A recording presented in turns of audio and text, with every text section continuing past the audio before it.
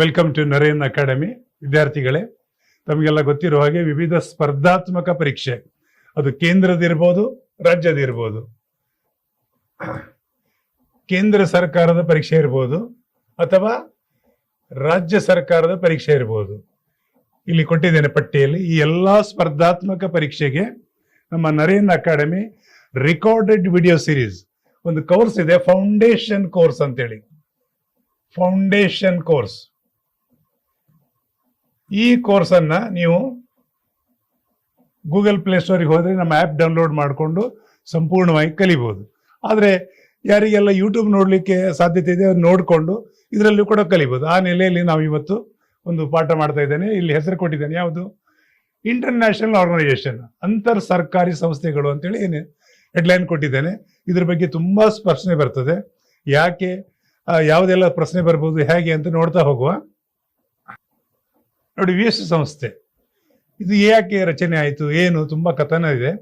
Actually ವಿದ್ಯಾರ್ಥಿಗಳೇ, 1ನೇ ಮಹಾಯುದ್ಧ 2ನೇ ಮಹಾಯುದ್ಧ ಆದ್ಮೇಲೆ ವಿಶ್ವದಲ್ಲಿ ತುಂಬಾ ಬದಲಾವಣೆ ಆಗ್ತದೆ.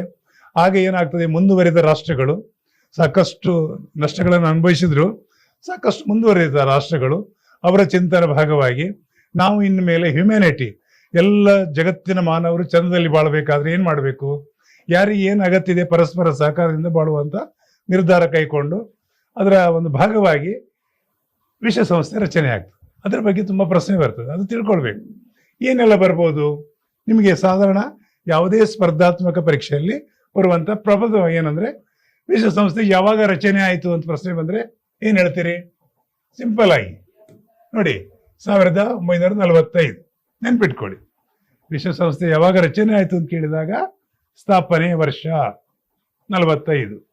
ಪ್ರಧಾನ ಕಚೇರಿ ಎಲ್ಲಿದೆ ಅಂತ ನಿಮ್ಗೆ ಏನಾದ್ರು ಬಂದ್ರೆ, ಮಿಡ್ ಟೌನ್ ಮ್ಯಾನ್ಹ್ಯಾಟನ್ ಅಂತೇಳಿ ನ್ಯೂಯಾರ್ಕ್, ಇದು ಎಲ್ಲಿದೆ? US, United state of America.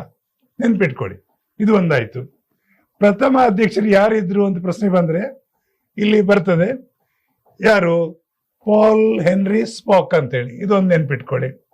ಆಮೇಲೆ ಪ್ರಥಮ ಕಾರ್ಯದರ್ಶಿ ಯಾರಿದ್ರು ಅಂತ ಪ್ರಶ್ನೆ ಬಂದ್ರೆ ಟ್ರೈಗೆ ಲೀ ಅಂತೇಳಿ, ಇದು ಕೂಡ ಸ್ಕ್ರೀನ್ ಶಾಟ್ ತಗೊಳ್ಳಿ, ಖಂಡಿತ ನಿಮ್ಗೆ ಸಹಕಾರಿ ಆಗ್ತದೆ.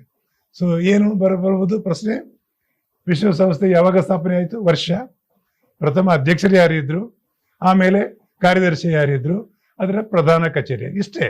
ಆದ್ರೆ ಇನ್ನೂ ಡೀಟೇಲ್ಸ್ ಏನಂತ ಹೇಳಿದ್ರೆ, ಇವುಗಳು ರಿಪೋರ್ಟ್ ಎಲ್ಲ ಬರ್ತದೆ ವಾರ್ಷಿಕವಾಗಿ, ಅದು ಇಂಡೆಕ್ಸ್ಗಳನ್ನು ಕೂಡ ನೋಡ್ತಾ ಇರಬೇಕು. ಅದು ಮುಂದೆ ನಿಮ್ಗೆ ಸಹಕಾರಿ ಆಗ್ತದೆ.